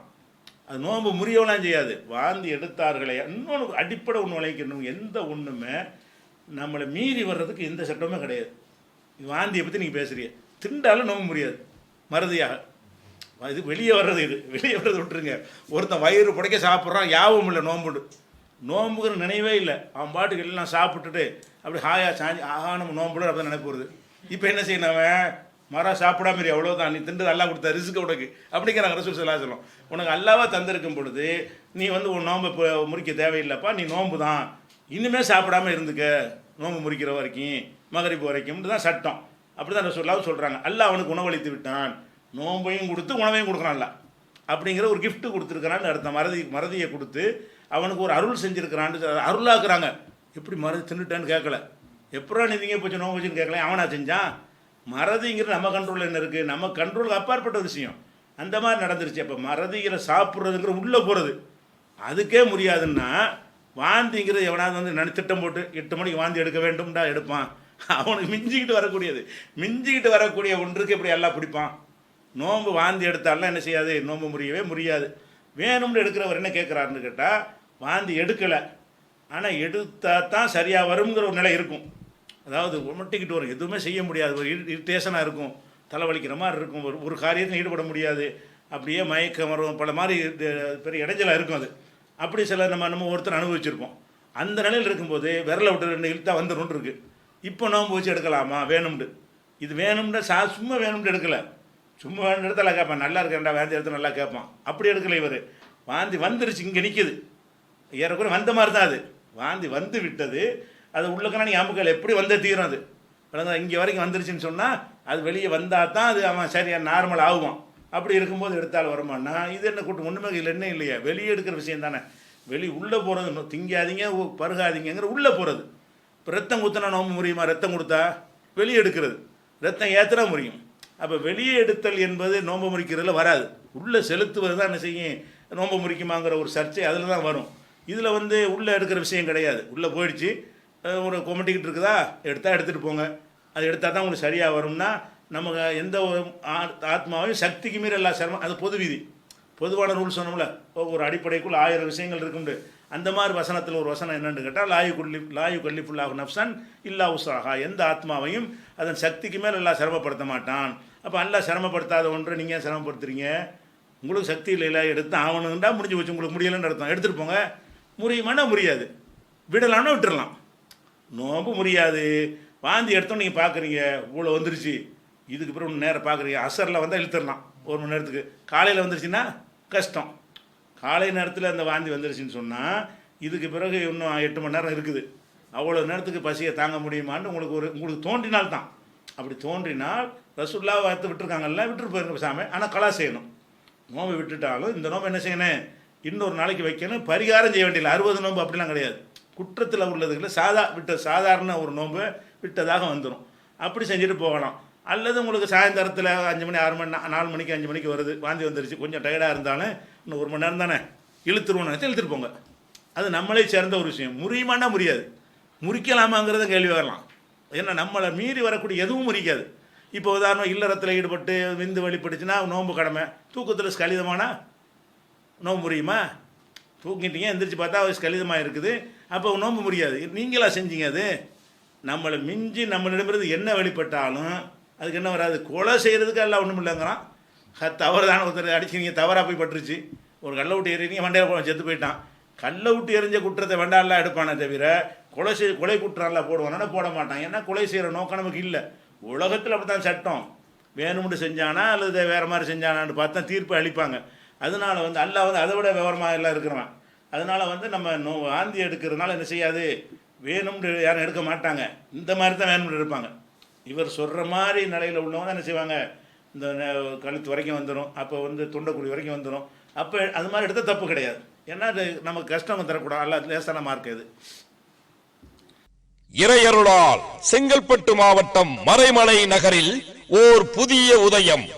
தாயுள்ளம் அனாதை சிறுவர் இல்லம் மற்றும் மதரசா, ஆதரவற்ற சிறுவர்களுக்கான அரவணைப்பு இல்லம், உணவு, உடை, உறைவிடம், தரமான உலக கல்வியுடன் கூடிய மார்க்க கல்வி என தாயுள்ளத்துடன் கூடிய பராமரிப்பு மற்றும் மார்க்கம் பயில விரும்பும் மாணவர்களுக்கு 1 வருட ஆலிம் பட்டய படிப்பு என அனைத்தும் இலவசமாக.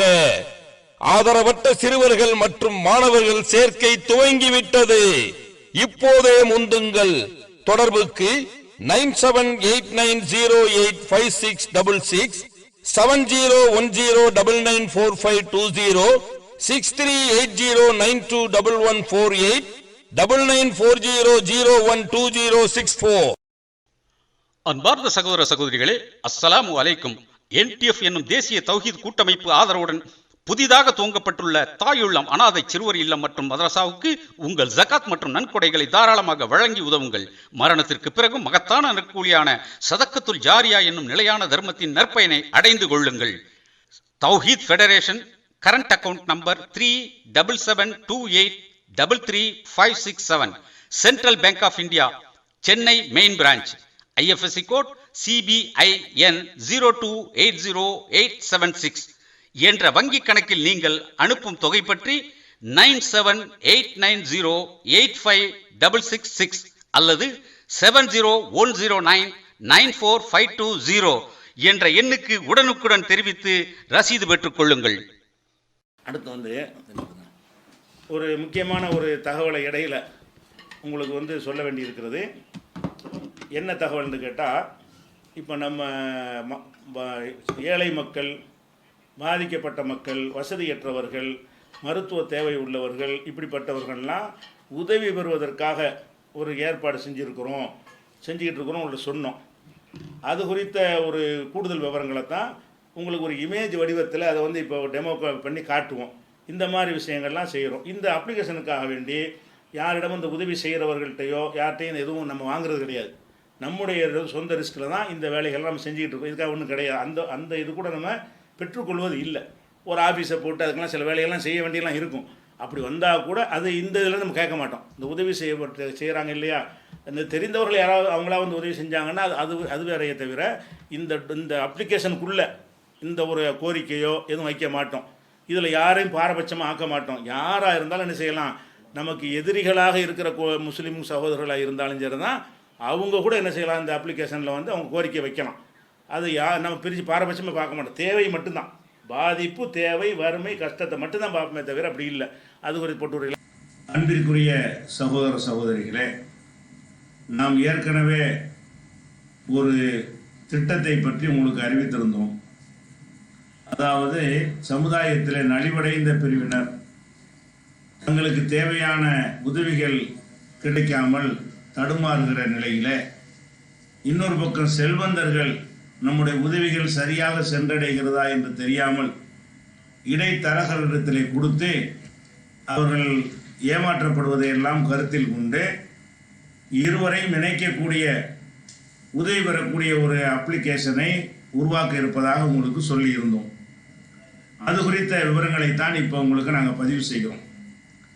இந்த செயலிக்கு, இந்த வெப்சைட்டுக்கு பேர் என்னவென்று சொன்னால், தமிழில் கருணை பாலம், ஆங்கிலத்தில் சேரிட்டி பிரிட்ஜ் என்று இதற்கு பெயர் வைத்திருக்கிறோம். அதாவது நாம் பாலமாக தான் செயல்படுகிறோமே தவிர நம்ம பணத்தை வாங்கி நம்ம விருப்பப்பட்டவர்களுக்கு உதவி செய்து அல்லது உதவி செய்யாமல் சிலதை நம்ம கையில் வைத்து கொண்டு இருக்கக்கூடிய ஒரு திட்டத்தில் இது செய்யப்படவில்லை என்பதற்காக இப்படி ஒரு முதல்ல இந்த வெப்சைட்டுக்கு பேர், இந்த அப்ளிகேஷனுக்கு பேர் கருணை பாலம். இதை வைத்துக் கொள்ளுங்கள். இதில் என்ன செய்வது என்று கேட்டால், இதற்காக நம்ம அப்ளிகேஷனை உருவாக்கிறோம் இல்லையா, அந்த அப்ளிகேஷனில் போன உடனே இந்த மாதிரி ஹோம் ஸ்க்ரீன் வந்துடும்.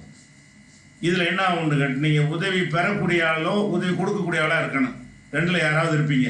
நீங்கள் உதவி செய்கிற ஆளாக இருந்தாலும் உதவி பெறவராக இருந்தாலும் அந்த ரிஜிஸ்டர்னு ஒரு இடம் இருக்கு பாருங்க, அந்த ரிஜிஸ்டருங்கிற இடத்துல வந்து அதை கிளிக் பண்ணீங்கன்னு சொன்னால் ஒரு ஸ்க்ரீன் வந்து ஓப்பன் ஆகும்.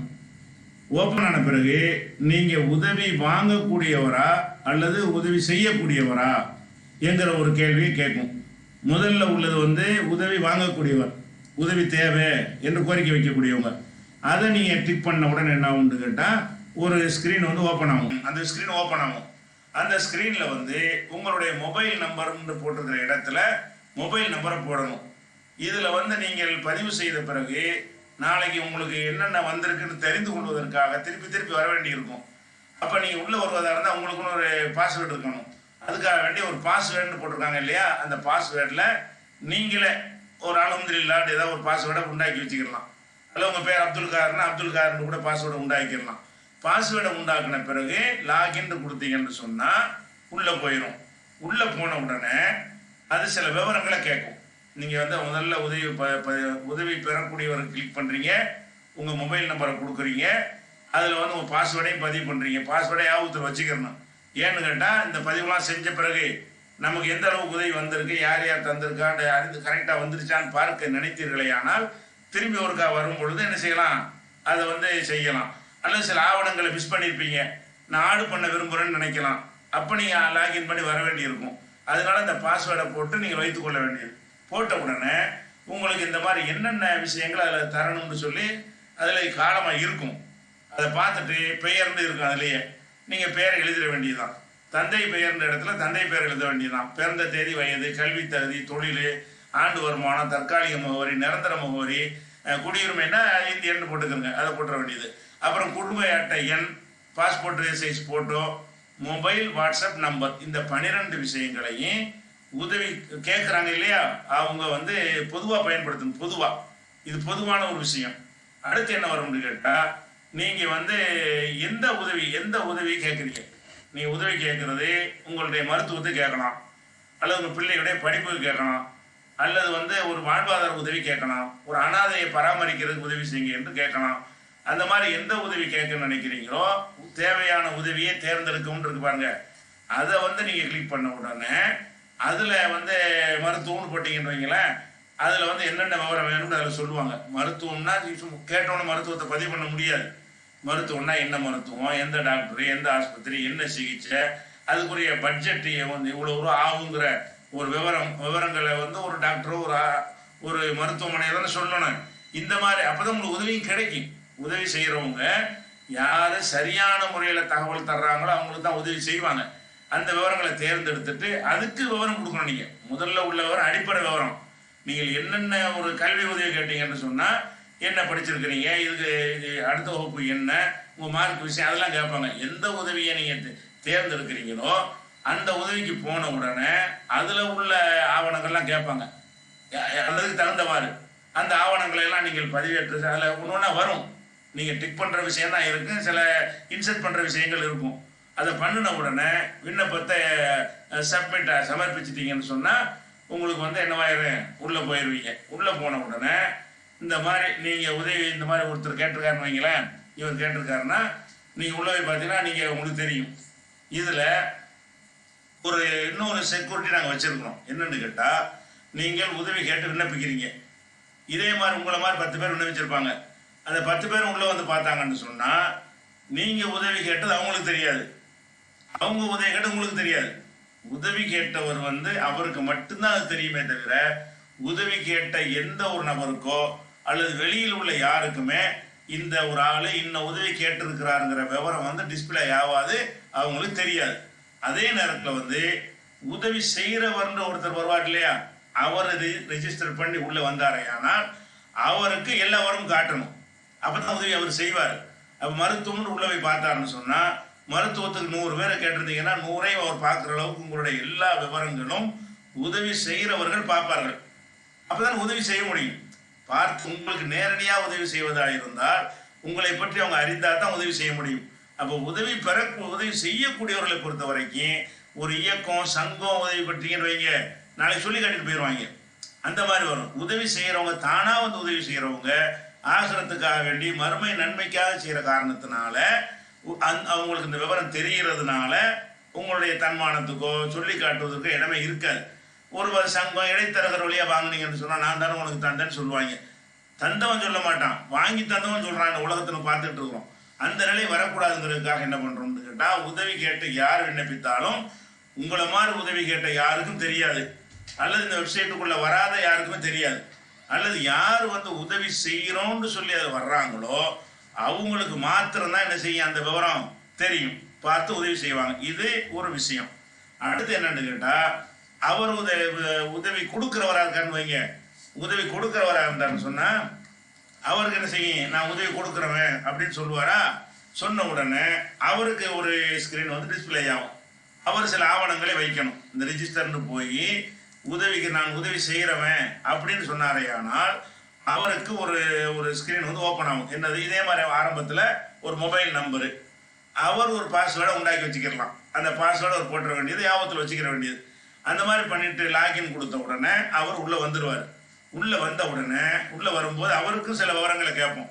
உதவி செய்கிறவருடைய பெயர், தந்தை பெயர், அவங்கள்ட்ட ரொம்ப விவரம் கேட்க மாட்டோம். உதவி வாங்குறவங்க தான் எனக்கு நல்ல ஆவணங்கள்லாம் கொடுத்து உதவி வாங்கணும். உதவி செய்கிறவர் வந்து இவ்வளோ சொன்னால் போதும், பேர், தந்தை பேர், பிறந்த தேதி, தொழில், முகவரி, மொபைல் நம்பர், மின்னஞ்சல், இதை கொடுத்துருவாரு. இதை கொடுத்தோன்னு உள்ளே வந்த உடனே அவருக்கு என்ன செய்யணும்னா அந்த உதவி கேட்ட கேட்டகிரி பூரா அவருக்கு ஓப்பன் ஆகும். என்ன கேட்டகிரி, அதாவது மருத்துவமா, அல்லது விதவையா, அல்லது முதியோரா, அல்லது சிறுவரா, அல்லது வந்து வாழ்வாதாரமா, அல்லது எமர்ஜென்சியா, என்ன வகையான உதவி, படிப்பா அப்படிங்கிறதெல்லாம் என்ன செய்ய தெரியும். அவர் என்ன செய்வார்னு கேட்டால், நான் வந்து கல்விக்கு உதவி செய்கிறேன்னு நினைத்து கொண்டு அந்த இதை கிளிக் பண்ணாருன்னா கல்விக்காக யாரெல்லாம் உள்ள இது போட்டிருக்கிறீங்களோ அந்த மனு பூரா அவருக்கு தெரியும். அவர் என்ன செய்வார்னா அதை பார்ப்பார். பார்த்துட்டு இந்த கல்விக்கு நம்ம இவ்வளோ கொடுக்கலாம், இந்த மாணவனுக்கு இவ்வளோ கொடுக்கலாம், ஆவணம்லாம் உள்ளே இருக்கும். அதெல்லாம் செக் பண்ணி என்ன செய்வார், அதை உள்ளே வந்து அவர் வேணுங்கிற ஒரு 10 மாணவர் தேர்ந்தெடுத்து ஒரு ஆளுக்கு 50,000 ரூபா நான் போடுறேன்னா அவரே போட்டு விட்டுக்கிறார். அப்போ அந்த உதவி செய்கிறவர் வந்து அவங்களுக்கு தேவையான உதவியை செய்வதற்காக வேண்டி எந்த கேட்டகரியை தேர்ந்தெடுக்கிறாரோ அந்த கேட்டகரியில் போய் உதவி செஞ்சிடலாம். செஞ்ச உடனே அவங்களுக்கு போய் சேர்ந்துடும். சேர்ந்த உடனே இது நமக்கு இடைத்தரது, நமக்கு உண்மை நமக்கு சம்மந்தமே கிடையாது. இவங்க உதவி செய்கிறாங்க, அவங்களுக்கு போய் சேர்ந்து விடுகிறது. அதில் இன்னொரு விஷயம் என்னென்னு கேட்டால், ஒருவர் வந்து ஒரு கல்வி உதவிக்காக வேண்டி காலேஜுக்கு வந்து நான் வந்து 1 லட்ச ரூபா கட்ட வேண்டி இருக்குது, நான் ஏழ்மையான குடும்பத்தில் உள்ளவனாக இருக்கிறேன், 1 லட்ச ரூபா கட்ட வேண்டி இருக்குது, இந்த இருக்கு என்னுடைய கல்வி தகுதி சான்றிதழ் எல்லாம் இருக்குன்னு போட்டுறான்னு வைங்க. அப்போ இவருக்கு தேவை 1 லட்சம். 1 லட்சம் தேவைங்கும் போது ஒரு செல்வந்தர் என்ன செய்கிறாருன்னா அவர் 50,000 ரூபா கொடுத்துட்றாரு. கொடுத்தாருன்னு சொன்னால் அடுத்து ஒருத்தர் உதவி செய்வதற்கு போய் பார்த்தாருன்னு சொன்னால் இவருடைய தேவை 50,000 தான் காட்டும். 1,00,000 50,000 கழிக்கப்பட்டுரும். 50,000 ஒருத்தர் போட்டதுனால 50 கழிச்சு இப்போ 50 தான் தேவை அப்படின்னு காட்டும். அப்போ 1,00,000 இருந்துகிட்டு இருந்து வைங்க, அப்போ 1,00,000 காலத்துக்கு வந்து அவங்க வந்து வசூல் பண்ணிக்கிட்டே இருப்பாங்க. அதுக்கு இடம் கொடுக்காம 50,000 ரூபா ஒருத்தர் போட்டாருன்னு சொன்னால் அதோட வந்து அந்த 50 கழிச்சு இன்னொரு 50 அந்த மாணவனுக்கு தேவைன்னு காட்டும். இன்னொரு உதவி செய்வோர் போய் அணுகினார்னு சொன்னால் அந்த பையனுக்கு 50 தேவையா, நம்ம ஒரு 30 கொடுப்போம் அப்படின்னு 30 கொடுத்தாருன்னு சொன்னால் அடுத்து ஒருத்தர் போய் அந்த பையனை பார்க்கும் பொழுது, மாணவரை பார்க்கும் பொழுது 20 தான் தேவைன்னு காட்டும். இன்னொரு தடவை வந்து 20 கொடுத்துட்டாரு, ஃபினிஷ் ஆகிடுச்சா, இந்த லிஸ்ட்டில் தூக்கப்பட்டுருவார். அவர் தன்னால் இந்த உதவி பெற்றவர் எடுக்கப்பட்டு முடிந்ததுங்கிற ஒரு கேட்டகரியில் கொண்டு வச்சிருவோம். அவங்க அந்த வேலை முடிஞ்சதுன்னு இப்படியான முறையில் அவங்க எந்தெந்த வகையை தேர்ந்தெடுக்கிறாங்களோ கேட்டகிரி வாய்ஸாக அவங்க தேர்ந்தெடுத்து கொள்ளலாம். அதில் ஒவ்வொரு வகையும் ஒன்று ஒன்றா தேர்ந்தெடுத்து கூட போகலாம். அப்போ எந்த வகையை தேர்ந்தெடுக்கிறாங்களோ அந்த வகைக்கு என்ன செய்யலாம், அவங்க உதவி செய்து கொள்ளலாம். இந்த மாதிரி அவங்க டிஸ்பிளே ஆகிரும். இவர் உதவி செஞ்ச உடனே இந்த ஸ்க்ரீனில் உள்ள மாதிரி இந்த ஏ என்பவருக்கு 10,000 இத்தனை தேதியில் இத்தனை மணிக்கு உங்களிடமிருந்து பெறப்பட்டு விட்டது, பி என்பவருக்கு 50,000 இந்த மணிக்கு இந்த தேதிக்கு பெறப்பட்டு விட்டதுங்கிற மெசேஜ் அவருக்கு போய்விடும். அப்போ என்ன ஆச்சுன்னா நம்ம உதவி செஞ்சோம், பெற்றுக்கொண்டதுக்கு ரிசிப்ட் அவங்களே நினைச்சிட்டாங்க, அந்த தந்து அவங்க பெற்று அவர் கணக்கில் வரவான உடனே உங்களுக்கு என்ன செஞ்சிடறேன், உதவி செஞ்சவருடைய இதில் வந்துடும். அவர் போய் என்ன செய்யலான்ற பணத்தை அன்னைக்கு போட்டுட்டு கொஞ்சம் நேரத்துக்கு பிறகு உள்ள நுழைஞ்சு பார்த்தாருன்னு சொன்னால் அவருக்கு என்ன செய்யணும்னா நம்ம கொடுத்தது போய் சேர்ந்துருச்சு, கரெக்டாக சென்றடைஞ்சிருச்சுங்கிற மாதிரியான விஷயம் இருக்கிறது.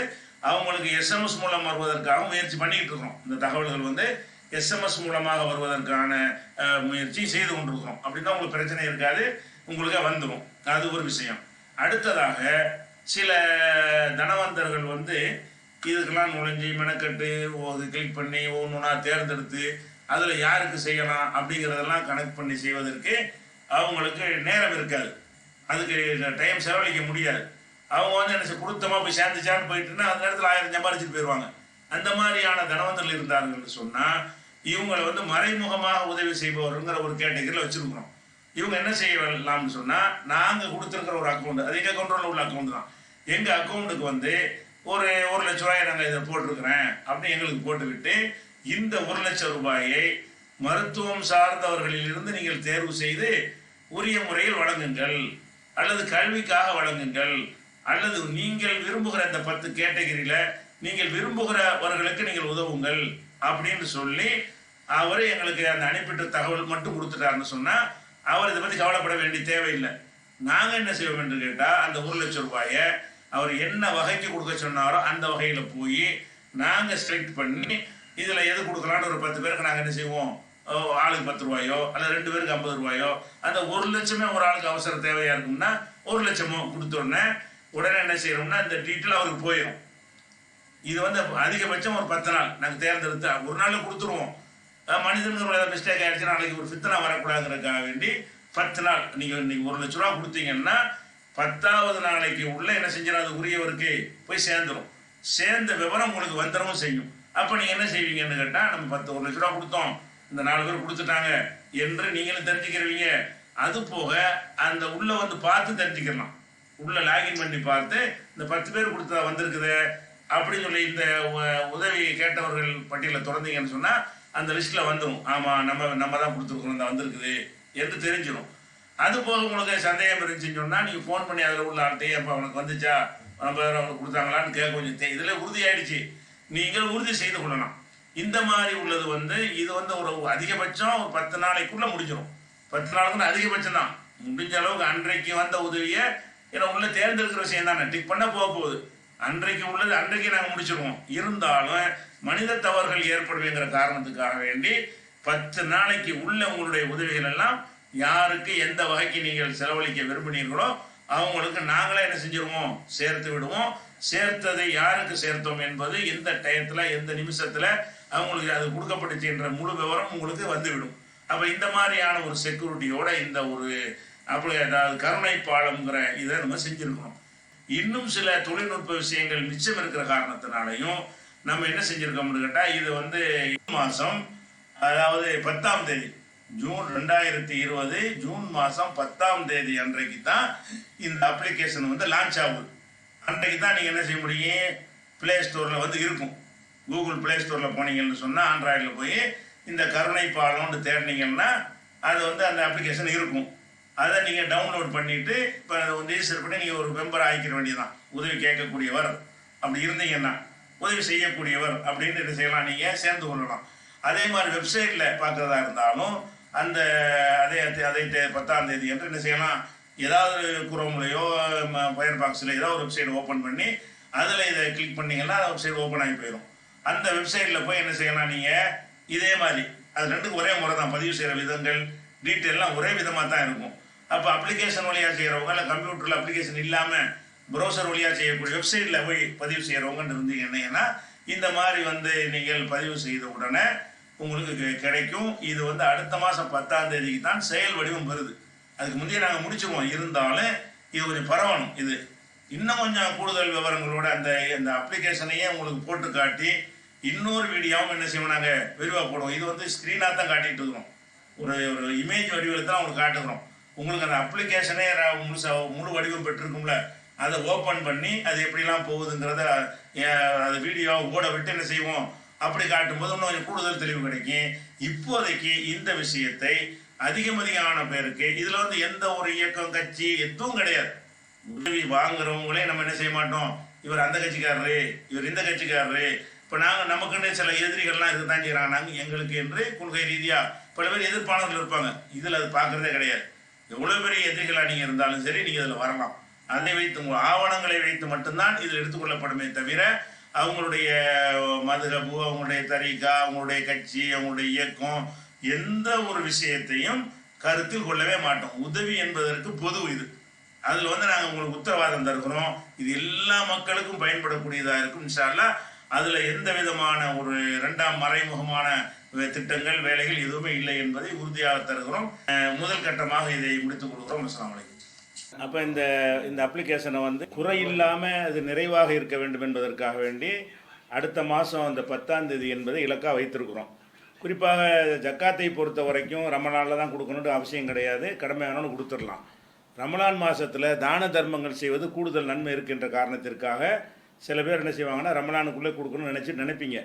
நினைக்கிறவர்கள் கூட சரியான முறையில் சென்றடைவதற்காக இப்போ அதுக்கு நியத்து பண்ணி எடுத்து வச்சுட்டீங்கன்னு சொன்னால் உங்களுக்கு ரமலானில் கொடுத்த நன்மை கிடச்சி போயிடும்.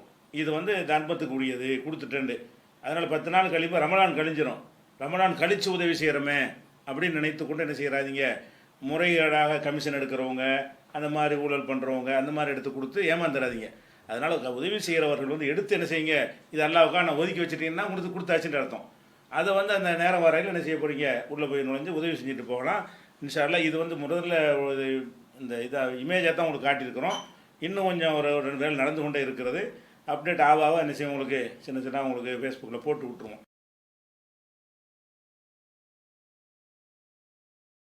அஸ்ஸலாமு அலைக்கும் வரஹ்மத்துல்லாஹி வபரகாத்துஹு. அன்பிற்குரிய சகோதர சகோதரிகளே, இஸ்லாம் மார்க்கத்தை தங்கள் வாழ்க்கை நெறியாக ஏற்றுக்கொள்ளக்கூடிய ஆண்களுக்கும் பெண்களுக்கும் தனித்தனியான தாவா சென்டர்களை தேசிய தௌஹீத் கூட்டமைப்பு நடத்துகிறது. ஆண்களுக்கு மறைமலை நகரிலே இந்த சென்டர் உருவாக்கப்பட்டு 40 நாட்கள் பயிற்சி அளிக்கப்படுகிறது.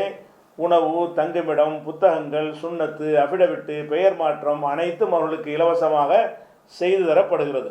இஸ்லாமிய அடிப்படை கொள்கை, இஸ்லாம் குறித்த சிறப்பு, அவர்களுக்கு இஸ்லாம் குறித்திருந்த சந்தேகங்கள் தீர்ப்பு என்று பலவிதமான பாடத்திட்டங்களை கொண்டு அந்த சென்டர் நடத்தப்பட இருக்கிறது. அதுபோல் பெண்களுக்கு அதிராம்பட்டினத்தில் 3 மாதம் தங்கி பயிற்சி எடுக்கக்கூடிய வகையில் தாவா சென்டர் உருவாக்கப்பட்டிருக்கிறது. இந்த 3 மாதமும் உணவு, அவங்களுக்கு தேவையான புத்தகங்கள், பெயர் மாற்றம், அபிடவிட்டு மற்ற எல்லாமே இலவசமாகவே செய்து தரப்படுகிறது. அவர்கள் எந்த ஊரிலிருந்து இஸ்லாத்தை ஏற்று வருகிறார்களோ அந்த ஊரிலிருந்து நம்ம ஊருக்கு வருவதற்குரிய போக்குவரத்து செலவுகள், திரும்பி செல்வதற்கான போக்குவரத்து செலவு எல்லாமே நம்ம NTF சார்பாக நம்ம செய்து தருகிறோம். இந்த வகைக்கு நீங்கள் உதவி செய்ய விரும்பினால் கீழ்கண்ட வங்கி கணக்குக்கு உங்களுடைய உதவிகளை அனுப்பி வைக்குமாறு கேட்டுக்கொள்கிறோம். அஸ்ஸலாமு அலைக்கும். இன்ஷா அல்லாஹ் நாளைய சகர் நேர சங்கமம் நிகழ்ச்சியில் மனிதன் பூமியில் மட்டும்தான் வாழ முடியுமா, மற்ற கிரகங்களில் வாழ முடியாதா, மனிதனுக்கு சைத்தானின் தூண்டுதலும் உண்டு, மலக்கின் தூண்டுதலும் ஒன்று என்ற கருத்தில் வரும் ஹதீஸின் நிலை என்ன, இஸ்மாயில் நபிக்கும் முகமது நபிக்கும் இடையில் வாழ்ந்த மக்களுக்கு வேதம் அருளப்படவில்லையா? நபிகளாரின் செயல்களில் வஹியையும் வழக்கத்தையும் எவ்வாறு பிரித்தறிவது? இது போன்ற பல கேள்விகளுக்கான பதில்களை காணத் தவறாதீர்கள்.